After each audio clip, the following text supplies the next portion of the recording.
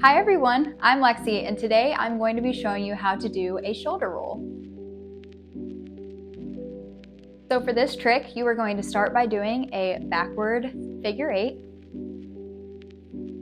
Then from there, you are just going to give it a toss here behind your head, and then you're going to let it roll out on the other side of your shoulder and catch it in this hand. It's going to look like this.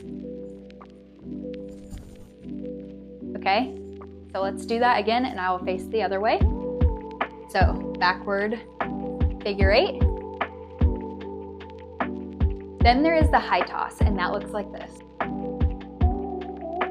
Once you get the basic shoulder roll down, then you can start doing different variations of it, and my favorite is the shoulder catch. For the shoulder catch, all you're going to do is the same backward vertical figure 8, and then you are going to put your elbow up like this, and pretty much you're going to catch it off your shoulder in your hand. It's very awkward at first, but once you get the movement for it, it becomes more of like a swift motion into another trick.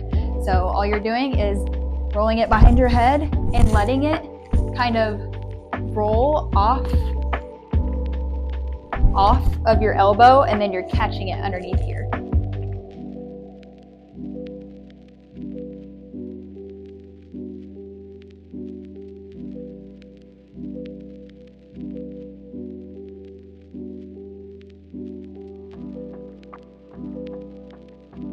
Then for the high shoulder roll, you are going to do that same movement, but this time you're going to be releasing it up here, and you're gonna keep your arm with the Flowstar and let it roll down your arm.